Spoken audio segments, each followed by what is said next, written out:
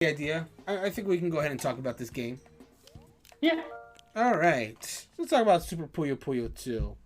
I will let you go first while I get the stream changed just a smidge. The game title, that is. Go ahead and talk about like Yeah, Super Puyo Puyo. yeah. Talk to me about your thoughts about it.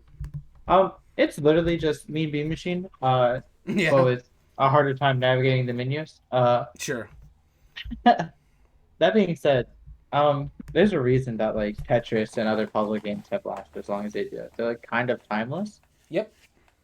I mean, everyone likes puzzles. Everyone likes that challenge to them. And this presents it in a very simplistic way, so it's easy to pick up, but there's a lot you can do with it, so it makes it kind of hard to master. And I Yeah. think that people who really get into it um, can start pulling off really like big brain plays, like cosmic brain stuff. You know what I mean? It's combo Yeah. after combo, but Oh you don't man. even think you have a chance. There's so much trash. Right. I'm always So I impressed think with that's interesting. I'm always impressed with people who can like perform really well in these action puzzle games because you have to your brain has to move like a mile a second basically because of all the different like you have to be able to like analyze the blocks. Like it's not everyone can do that. Like some people just have like a mind for these kind of games. And that's something impressive about it. And I'm sure we'll be talking about it more about that in the next game too. But yeah, like you said, the gameplay is timeless. Like you said, there's a reason why it still exists today. So many different versions of Puyo Puyo.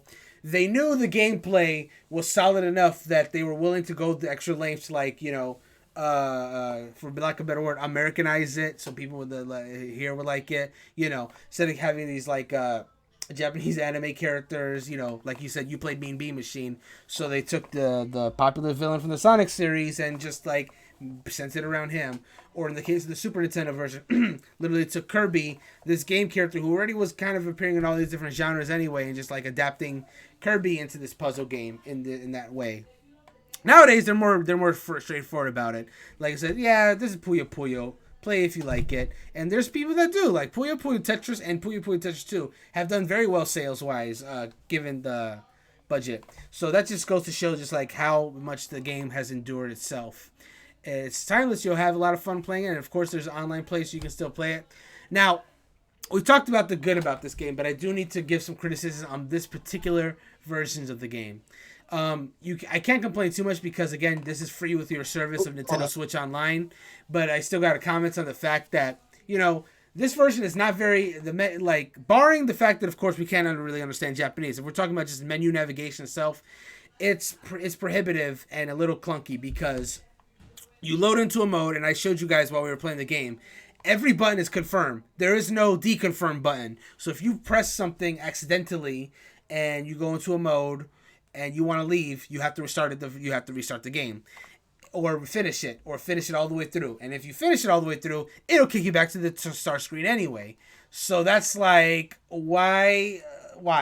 And then the single player mode, once you're in, again, it's the same thing. You're locked in. I could tell there's like a little bit of story to give you like some single player content to work with. That's nice. But yeah, for sure, like the menu can be a little frustrating if you're just trying to get into something. Just do a few quick. But again, if all you're trying to do is just get a few quick games runs like we did, then you can have a good time with it. But I do have to comment about that menu structure because boy, it's not very friendly to get in and out of. I must say, without resetting, that can definitely cause a little frustration. That aspect definitely doesn't hold up, but I would say otherwise the game does. Now, if you're really looking like for a good way to play Puyo Puyo, I do recommend Puyo Puyo Tetris or Puyo Puyo Tetris 2. But the thing is that costs money. So that's like if you go like really into it, you want to throw in some Tetris into it and some other little cool stuff in there. That's definitely your premium option. But if you're already a Switch Online member and you have this, you want to just play some Puyo Puyo Tetris. I mean, sorry, Puyo Puyo, not Tetris, just Puyo Puyo. This is here. You can play it, and you can play it online like we just did, and have a lot of fun with it. Just be careful of that menu because it's not the best to go through. But that's my thoughts on it. The game holds up. It's just it's not the best version of it, but at the end of the day, it's still Puyo Puyo 2, and you have it, so I think you have a lot of fun with it. Any last thoughts, Andy, before we move on? Yeah. This is squeaky toy going on behind me though. Give me a second. Yep.